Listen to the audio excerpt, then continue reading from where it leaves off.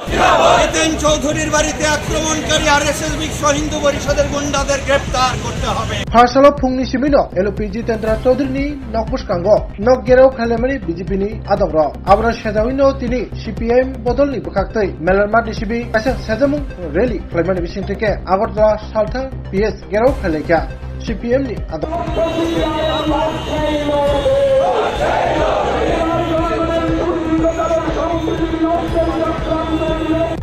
জিতেন্দ্র চৌধুরীর বাসভবনের সামনে বিজেপি বিশ্ব হিন্দু পরিষদের উস্কানির বিরুদ্ধে জনগণ এক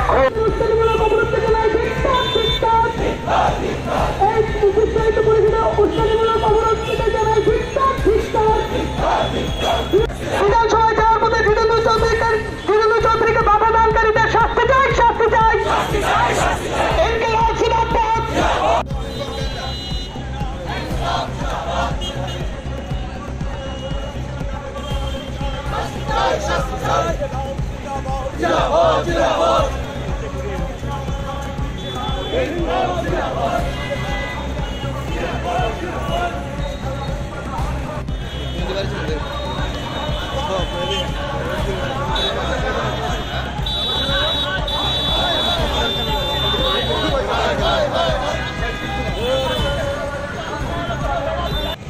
শুনেছেন শুভাশিস গাঙ্গুলির মুখে কি ঘটেছে।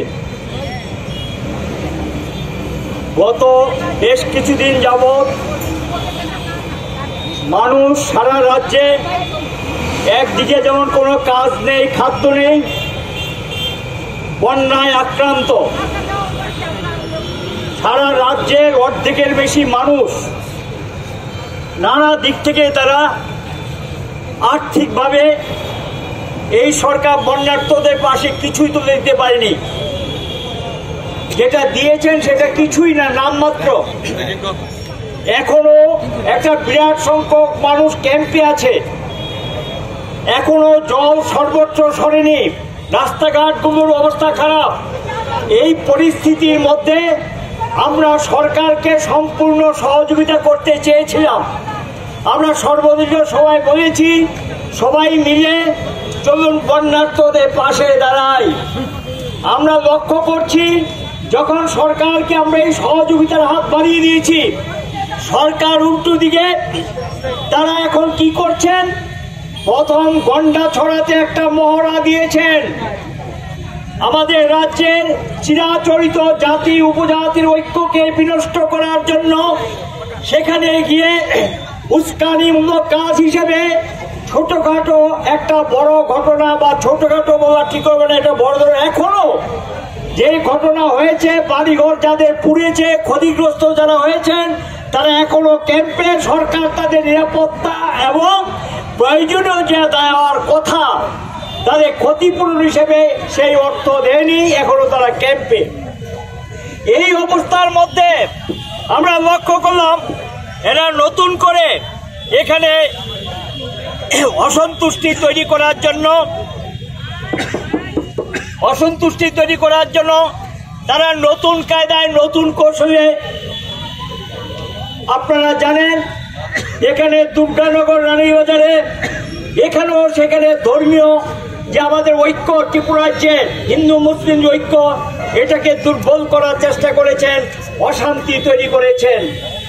এবং সেখানে গিয়ে আমরা চাইছি শান্তি ফিরে আসুক, সরকারকে সহযোগিতা করছি। এই পরিস্থিতির মধ্যে রাজ্যের বিভিন্ন জায়গায় আমরা লক্ষ্য করছি বিজেপি সংগঠন, আরএসএস বাহিনী এবং বিশ্ব হিন্দু পরিষদ নানাভাবে বিভিন্ন জায়গায় উস্কানিমূলক কাজ তারা করছেন। আমাদের চিরাচরিত শান্তি সম্প্রীতি যাতে ক্ষুণ্ণ করা যায়। মানুষ যখন এ রাজ্যে গণতন্ত্র পুনরুদ্ধারের সংগ্রামে সামিল হয়েছে এবং মানুষের মৌলিক যে সমস্যাগুলো, এর মধ্যে জ্বলন্ত যে সমস্যা, মৌলিক সমস্যার মধ্যে সেই সমস্যাগুলো নিয়ে যখন রাস্তায় মানুষ যখন তার একটা বীজ চাইছে, এই অবস্থার মধ্যে আমরা লক্ষ্য করলাম যেখানে এখানকার মানুষ শান্তি সম্প্রীতি রক্ষা করতে এগিয়ে এসেছেন, এটাকে বিনষ্ট করার জন্য আমাদের রাজ্যের একজন মন্ত্রী, রানীবাজারের ঘটনা আমরা জানি, দুর্গানগরে যা হয়েছে এখানে মন্ত্রীর উপস্থিতিতেই ঘটনা সংঘটিত হয়েছে। কোনো ব্যবস্থা সরকারের দিক থেকে নেয়নি, সেখানেও সম্প্রীতি বিঘ্নিত করার চেষ্টা হয়েছে। এখন নতুন করে আবার আমরা লক্ষ্য করছি সম্প্রীতি বিঘ্নিত করার জন্য আরেকজন মন্ত্রী একটা পোস্ট করেছেন, যেটা চূড়ান্ত আমাদের দেশের সংবিধান বিরোধী। একটা মন্ত্রী যখন শপথ নেয় সে তখন ভারতীয় সংবিধানের প্রতি এটাকে রক্ষা করব তার প্রতি আনুগত্য জানিয়ে তাকে শপথ নিতে হয়। ভারতের সংবিধানের মূল বিষয় কি? এখানে ধর্ম নিরপেক্ষতা, ধর্ম হবে যার যার, সরকার সকলের, সরকার হবে নিরপেক্ষ সকলের কাছে, সরকারের সকলের কাছে সকল ধর্ম হবে সমান অধিকার, সমান মর্যাদা। এটাই আমাদের সংবিধানের নির্দেশিকা।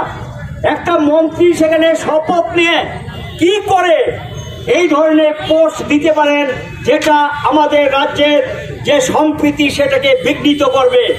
আমরা আমাদের পার্টির রাজ্য সম্পাদক এটা সঙ্গে সঙ্গে একজন এসপি দৃষ্টিতে নিয়েছেন, পুলিশের এ রাজ্যের যে মুখ্য নির্দেশক তার দৃষ্টিতে নিয়েছেন, রাজ্যের মুখ্যমন্ত্রী দৃষ্টিতে নিয়েছেন। কোনো ব্যবস্থা তারা নিলেন না এই মন্ত্রীর বিরুদ্ধে। এমনকি শাসক দলের এটাকে নিন্দা করে কোনো বক্তব্য তাদের নেই।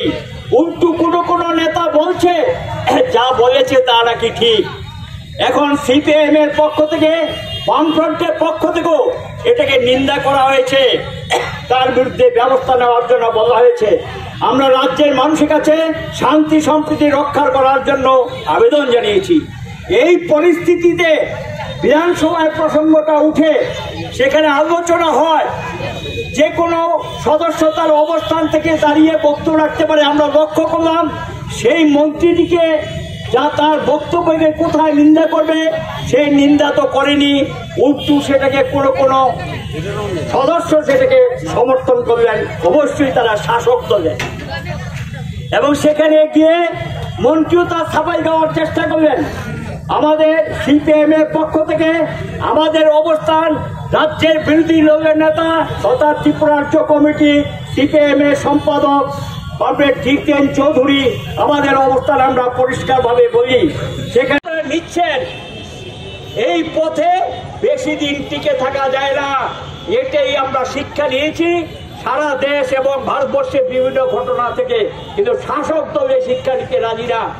আমরা বলবো একটা মিছিল আপনারা করেছেন আজকে, আরো বড় ধরনের লড়াইয়ের জন্য সকলে প্রস্তুতি নেবেন, কারণ এই জাতীয় ঘটনা তারা হয় বন্ধ করবে, নতুবা আমরা রাস্তায় নেবে মানুষকে রক্ষা করার দায়িত্ব আমাদেরকে নিতে হবে, সম্প্রীতি রক্ষা করার দায়িত্ব আমাদেরকে নিতে হবে।